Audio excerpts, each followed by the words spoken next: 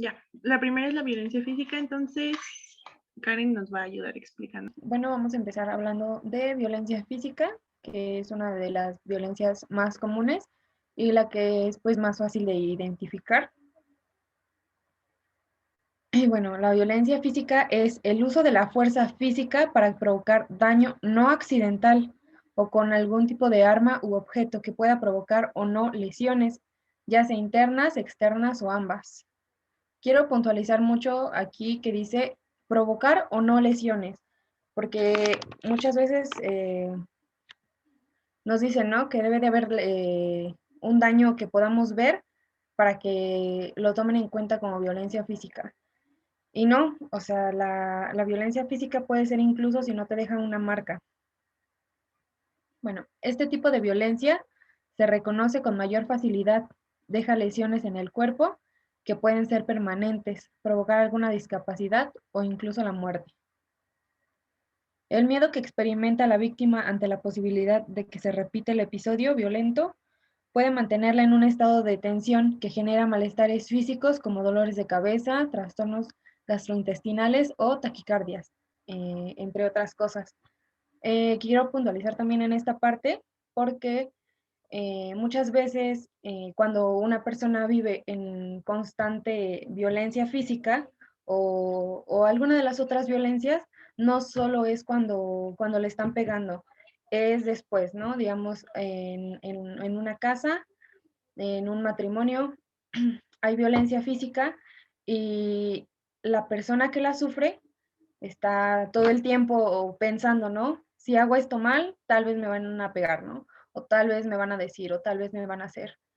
Entonces, no solo es la violencia en el momento, sino lo que genera posteriormente, tanto psicológico como físico. Podemos ver que puede provocar trastornos gastrointestinales o taquicardias y muchos otros problemas más.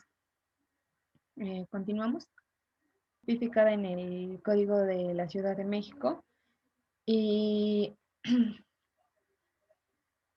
bueno, no solo como violencia familiar, sino también como las lesiones que pudieran llegar a tener.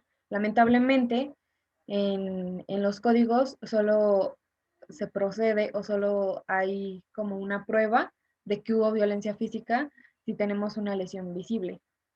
Pero nosotros sabemos que no, que la violencia física puede ser incluso un pellizco, que te estén, no sé, jalando el cabello, que te peguen partes donde no te dejan moretones, ¿no? Digamos, el estómago. Todo eso es violencia física, que te dé un zape.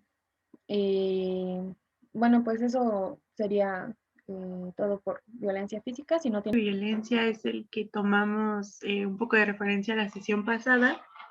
En este tipo de violencia, pues vamos a encontrar que se recogen, si no es que todas las violencias, sí la mayoría, las que vimos desde la primera sesión, la violencia psicológica, económica, patrimonial, eh, ahora la física, y vamos a encontrar que este tipo de violencia se refiere a cualquier comportamiento dentro de una relación íntima que cause o pueda causar daño, ya sea físico, psíquico o sexual en los miembros de una relación. Este tipo de violencia, la psicóloga estadounidense que se llama Leonore Walker realizó este espiral que se los voy a explicar. Bueno, la primera fase se llama fase de acumulación de tensión. Esta pues puede hacer referencia cuando comienzan de una manera muy leve, con burlas, sobre las actividades que estás realizando, sobre cómo hablas. Puede haber también gritos, amenazas, digamos como empujones o burlas en juego. Y esta es la fase 1, que es la fase de tensión. La segunda fase de agresión, o también llamada episodio agudo. Esta etapa puede ser como una explosión violenta porque llega el momento de la agresión. Cuando ya materializa todo lo que piensa y te lo hace saber, te lo dice, que te limita en cuanto a cómo vistes, pues básicamente eso, creo que de ahí empieza. que siempre te dice como, mira, ¿por qué te pones esto? Es que esta falda está muy corta, así no vas a salir. Incluso puede haber golpes. La tercera fase, que es la fase de luna de miel o de reconciliación, esta se llama así porque tu agresor, cuando después de que ya pasó la fase 1 y la fase 2, donde hubo burlas, gritos, amenazas, golpes, este pide perdón y te va a decir que va a ser la última vez, que lo va a hacer, que le debes de dar otra oportunidad. Y generalmente siempre hay una culpa hacia la víctima. El agresor te va a decir que fue tu culpa porque tú lo provocaste y que si no te hubieras puesto esto, pues esto no hubiera pasado.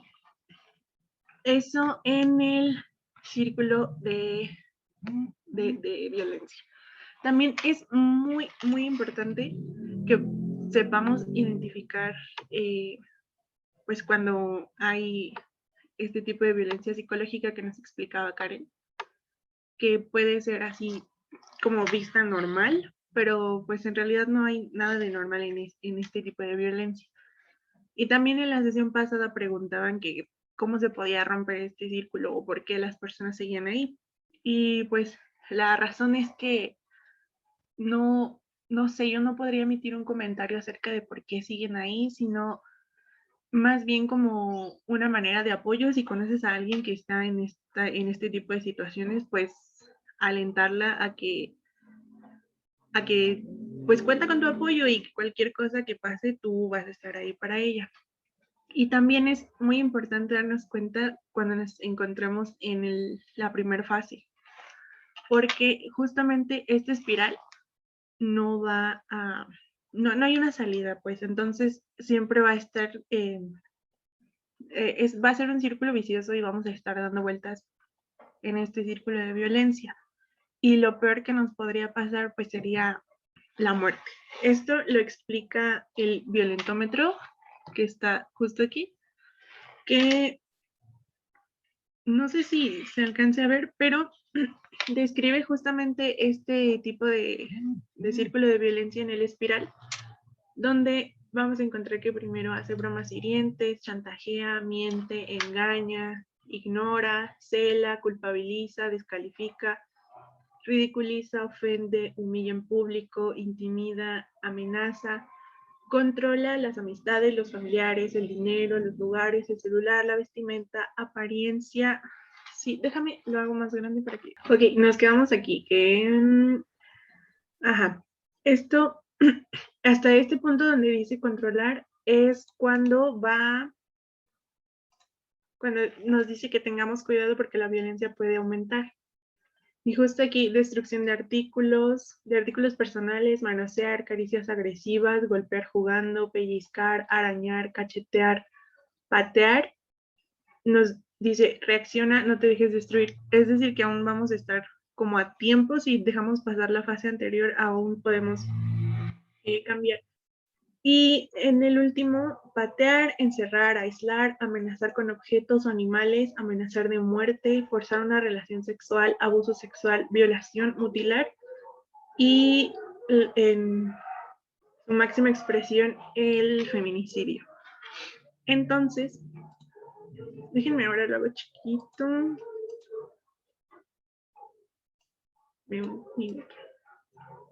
Bueno, es importante cuando nos encontremos con alguien que conocemos y que esté en este tipo de violencia de pareja, es importante no juzgar y no emitir comentarios como ya salte de ahí, que no te quieres, respétate y déjalo, porque es muy difícil salir de una relación violenta. Puede haber miedo, amenazas, codependencia emocional.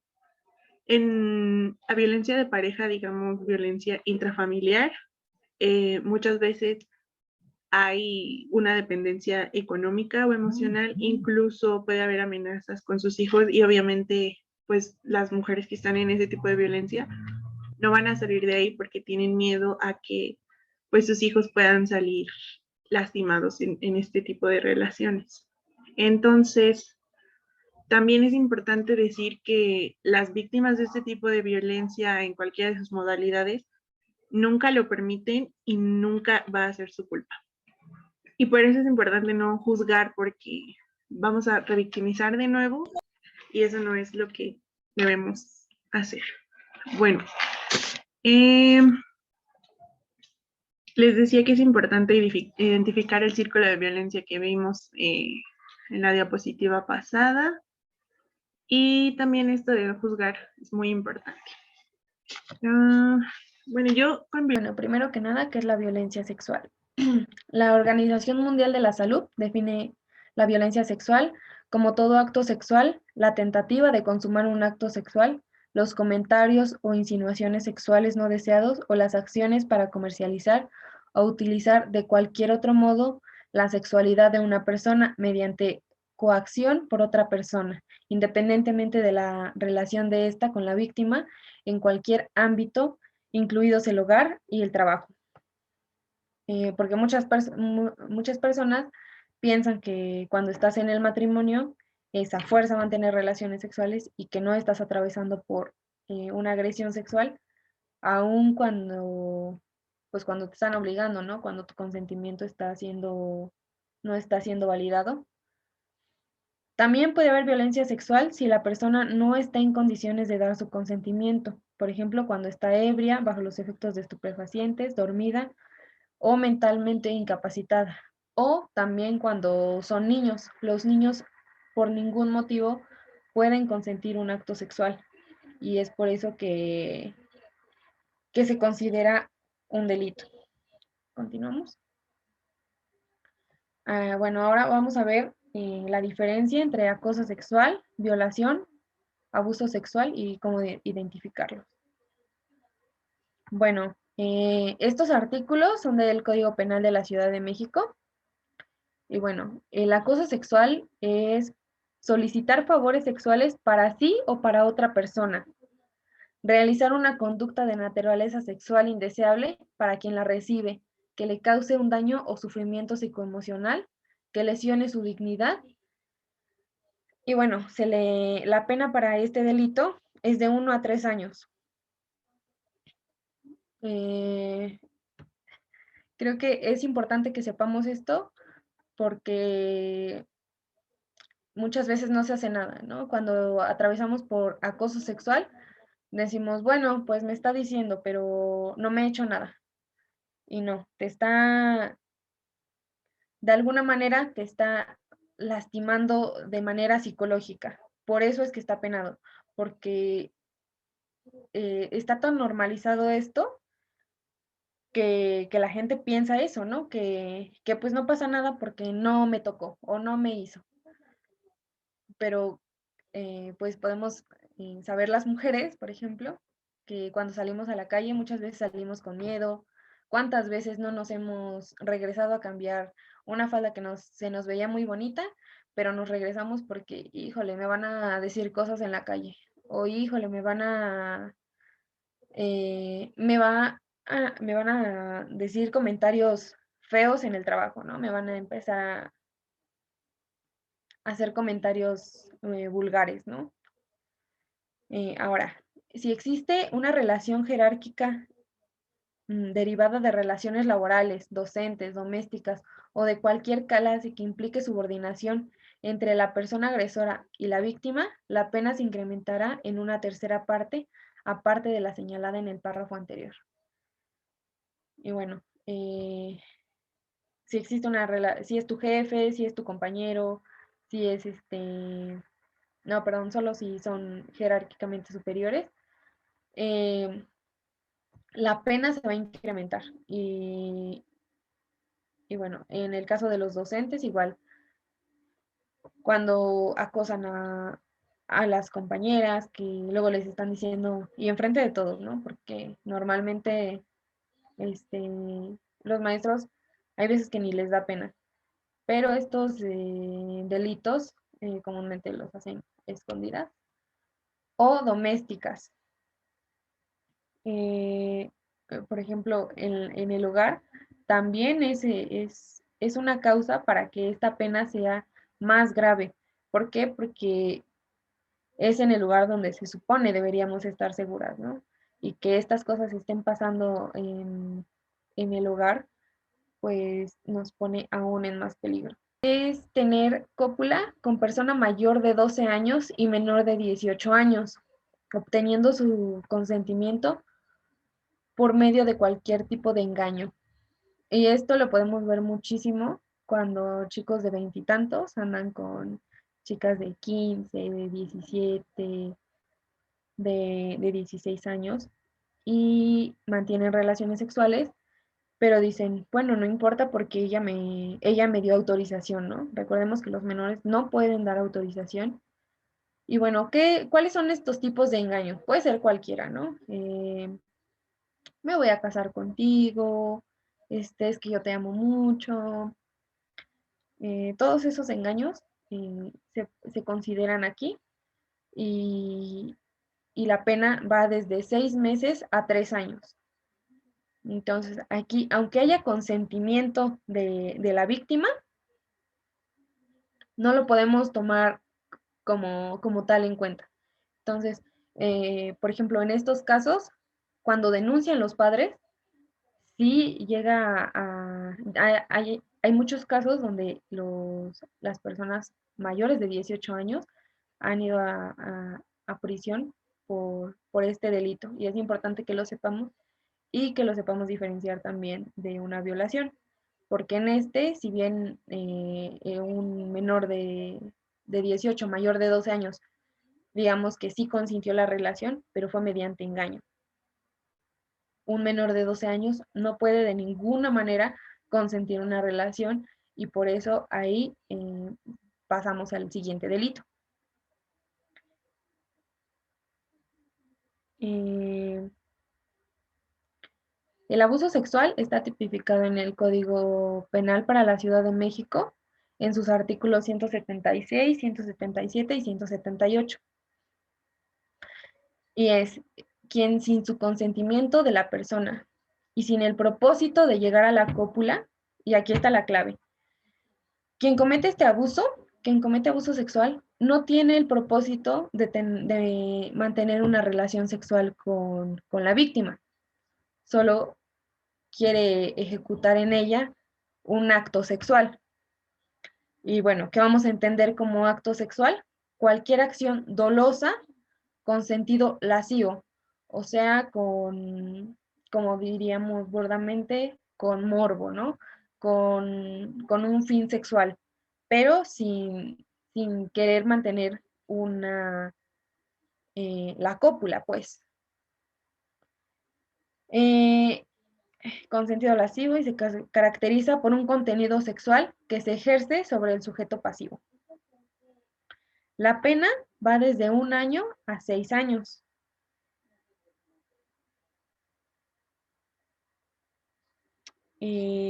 Bueno, podemos... otra. Aquel que sin el propósito de llegar a la cópula ejecute un acto sexual en una persona que no tenga capacidad de comprender el significado o por cualquier causa no pudo resistirlo o lo obligue a observar o ejecutar dicho acto.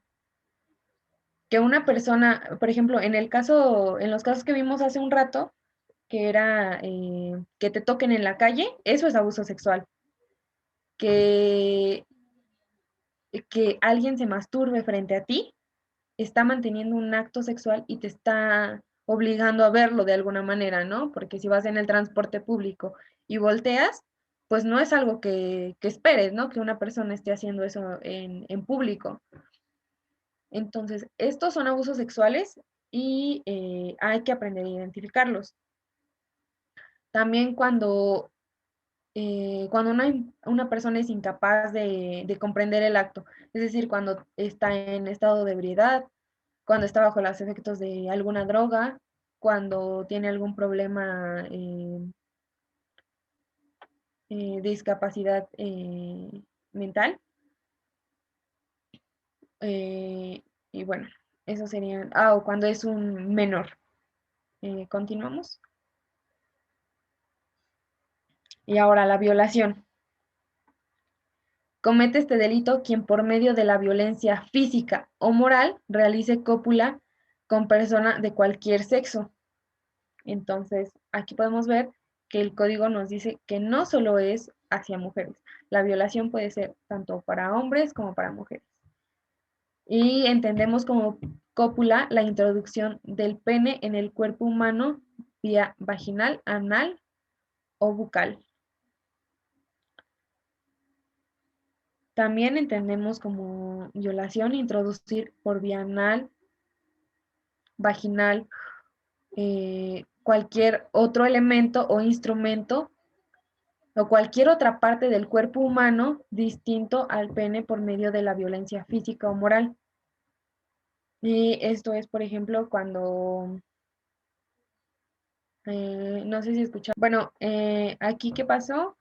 Que un hombre introdujo los dedos vía vaginal en el cuerpo, bueno, a una menor. Esto se considera violación. ¿Por qué? Porque está introduciendo una parte del cuerpo a la vagina de una persona. Y en este caso es más grave porque era una menor, pero así fuera el cuerpo de cualquier otra persona, es violación. ¿Ok? Recuerden que si te tocan en el metro, es importante que lo denuncies. Y bueno, quiero puntualizar aquí un poquito en más o menos qué podemos hacer cuando esas situaciones pasan. ¿Por qué? Porque muchas veces nos quedamos como, ok, me tocó, pero ¿qué hago, no? Y a veces le hablan al policía y el policía, ay, güerita, pero no te hizo nada, nada más te tocó. O ay, pero pues no podemos hacer nada. No, sí se puede. ¿Y qué vamos a hacer?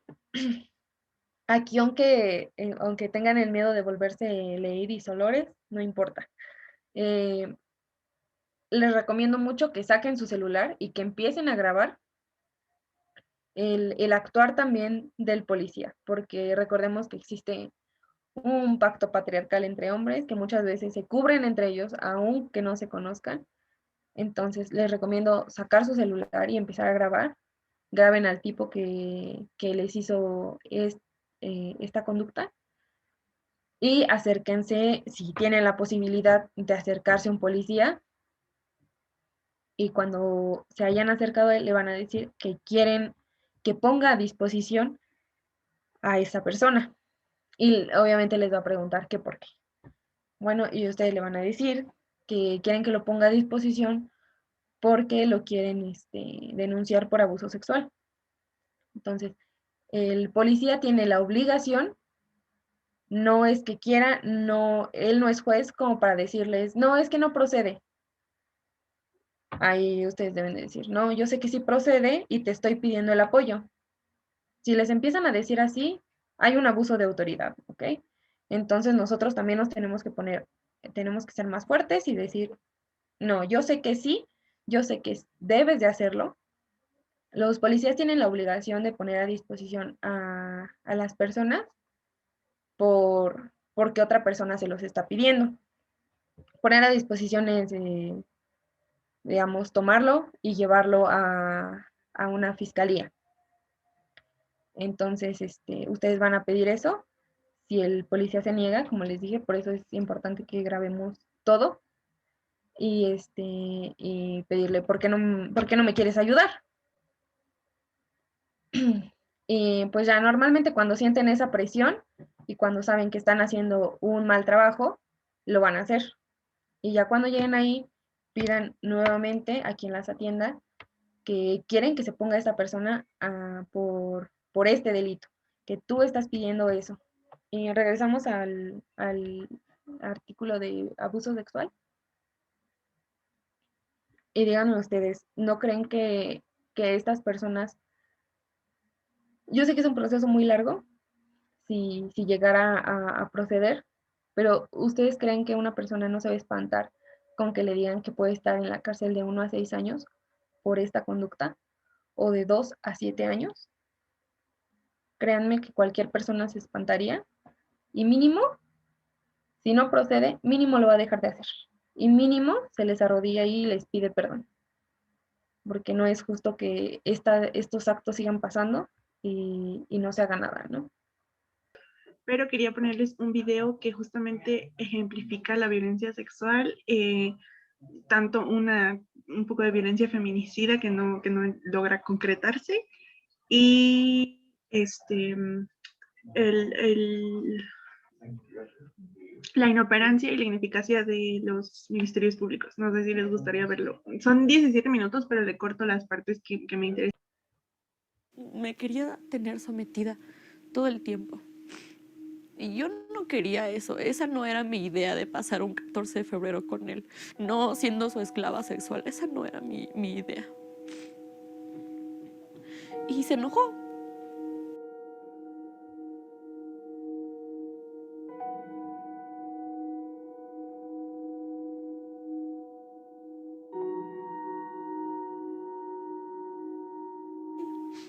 Era la semana de febrero, las primeras semanas de febrero. Y me dijo, oye, pues es que ya no nos acercamos, ya llevamos mucho tiempo sin hablar. Duramos peleados una semana sin hablarnos, una semana sin hablar. Y dijo, vamos a reconciliarnos, y esto y lo otro. Y dije, ok.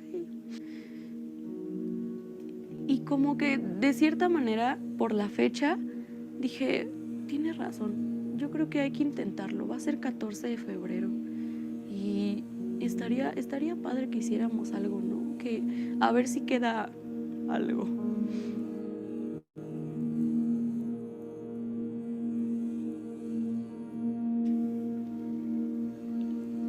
Empezó a tratarme muy rudo, empezó a lastimarme, y me desvistió, me penetró y fue un dolor terrible. Eran las 4 de la madrugada y grité mucho. Se molestó terriblemente porque grité de dolor.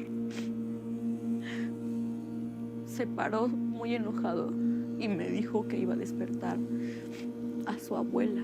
Y le dije, pues que se despierte y vea qué está pasando aquí. Me quedé resignada en la cama. Todavía se acurrucó en mí y me abrazó. Y yo con un asco y con un repudio, con ganas de que no me tocara. Dije, ¿cómo? Estás enfermo. De verdad, no entiendo qué está pasando en tu cabeza para hacer lo que acabas de hacer y luego venir a acurrucarte en mis piernas. Mira, pueden ser de dos cosas. O me dejas ir, nos curamos, nos olvidamos, superamos, crecemos. O puede ser esto, pues, lastimoso y cruel. Y me dijo, pues, va a ser lastimoso y cruel. En ese momento yo intenté, pues, correr hacia la puerta porque dije, no, este güey está loco. Pero, literal, o sea, me moví y como me moví, me lanzó al suelo y ahí empezó, pues, la arena. Yo estaba abajo, en el suelo. Intenté levantarme. Nada más para soltarme de él, intenté darle patadas, intenté salirme del cuarto y otra vez de nuevo, y así fueron muchísimos intentos. Llegó un momento en el que me agarra la cabeza y me azota la cara contra la losa del suelo. Literal, mi cabeza hizo esto. Y ahí sí me dolió muchísimo, porque fue un impacto durísimo. Fue un impacto durísimo. Y empecé a sangrar y él se dio cuenta de la nariz. Y cuando se da cuenta, como que se queda así, porque aparte, nada tonto, me pegó en lugares en los que nadie se iba a percatar. Me pegó en las piernas, me pegó en la espalda, me pegó en las costillas, me pegó en mi abdomen. Pero esos moretones no salieron nunca a la vista.